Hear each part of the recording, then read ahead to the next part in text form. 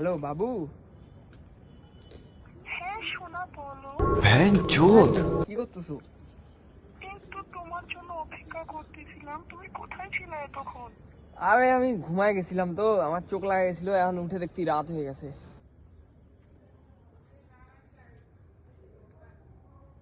আবে এই নাম্বারটা বিজি বিজি বলতেছে কেন? এর নাম্বারটা তো বিজি বিজি বলতেছে বে। হ আবে নাম্বারটা বিজি বিজি বলতেছে বে। এর কাছে আমি 500 টাকা পাই, এই বেটা তো আমার ফোনই ধরে না, না ফোন বন্ধ করে রাখছে, না কার সাথে কথা বলতেছে, বেটা বিজি বিজি বলতেছে। তাহলে এখানে কি করতেছো? চলো আর বাসায়। চল ভাই চল। আবে এই বেটা তো কঠিন বিটলামি লাগাই দিছে বে। আমি ওকে কবে টাকাটা দিছি, এখনো টাকাটা আমাকে দিচ্ছে না। না ভাই, এর আগে শুনছিলাম ওই নাকি সুমিতের 2000 টাকা মারে দিছে। তাই নাকি? হ্যাঁ এই যে বেটা এখানে দেখ দেখ দেখ দেখ দেখ দেখ। लेकिन ये साला कर क्या रहा है यहाँ पे? চুপ চুপ চুপ চুপ চুপ। এই বেটাকে উচিত শিক্ষা দিব।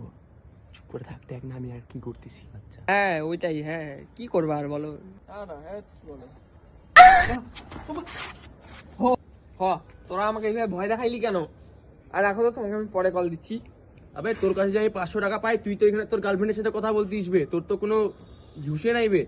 আর 500 টাকা পাইস তো কি হয়েছে, দিয়ে দিবো তোকে টাকা। তুই তো আমাকে কবে থেকে বলতিস দিবি, তোকে বাসায় ডাকতে যাচ্ছি, তুই বাসাতেও নাই, কলও ধরিস না, তোর গার্লফ্রেন্ডের সাথে কথা বলতেছিস। আমি একটু 2 দিন ধরে ব্যস্ত ছিলাম, নিস তোর টাকা কবে নিবি? কালকেই দিয়ে দিবো তোর টাকা। কালকে সকালে দিস তাহলে। হ্যাঁ, যা তোর টাকা তোকে কালকে দিয়ে ঠিক দিবো। আছে চ।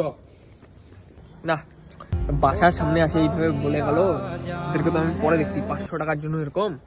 চলো 500 টাকার জন্য চলো, কি কি করতে হচ্ছে দেখাই দিবো। চলো চলো